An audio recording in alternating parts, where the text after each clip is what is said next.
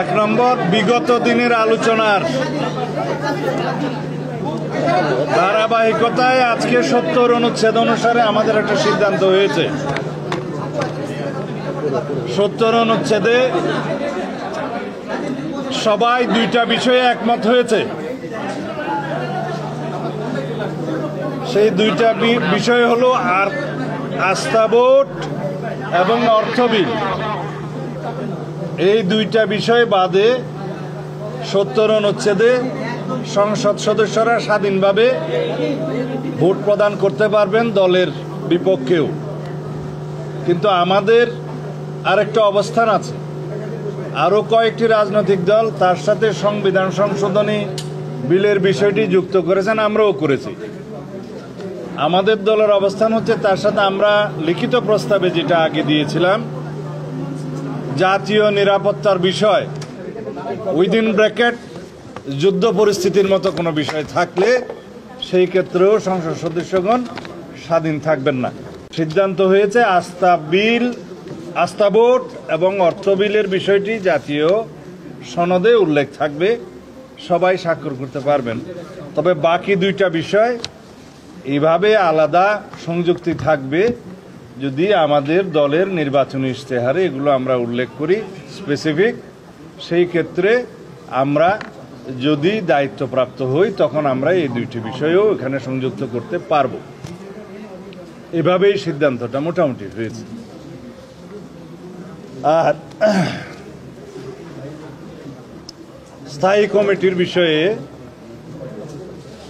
একটা সিদ্ধান্তে আসা গেছে, 4টি committee, public accounts committee, privilege committee, estimation committee, public undertaking committee সহ, এই 4টা সহ অন্যান্য কিছু জনগুরুত্বপূর্ণ বিষয় সংক্রান্ত স্থায়ী কমিটিগুলোর সভাপতির পদ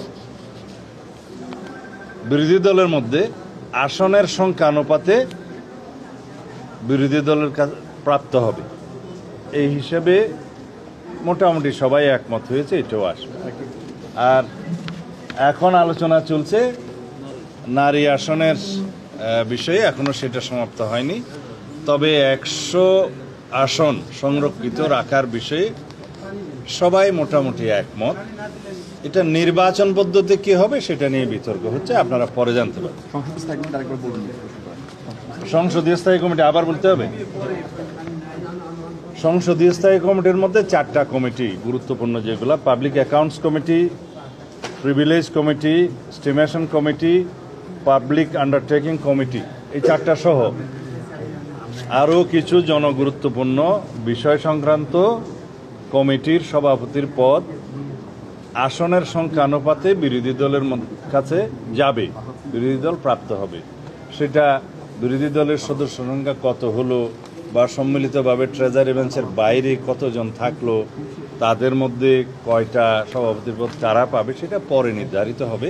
তবে নীতিগতভাবে এটা যে সংখ্যা আনুপাতিক হারে সেটা বিরোধী দলের কাছে যাবে সভাপতির পদগুলো। ওইখানে আমরা এখনো আসিনি। আমরা এখন নারী আসন নিয়ে আলোচনা করছি। তা নারী আসনের বিষয়ে এইটুকু হয়েছে যে 100 নারী আসন, বর্তমানে 300 আসনের সাথে আরও 100 নারী আসন স্থায়ীভাবে সংসদে সংবিধানে সংরক্ষণ করা হবে নারীদের জন্য। সেই বিষয়ে সবাই মোটামুটি একমত। নির্বাচন পদ্ধতি নিয়ে আলোচনা চলছে। ধন্যবাদ।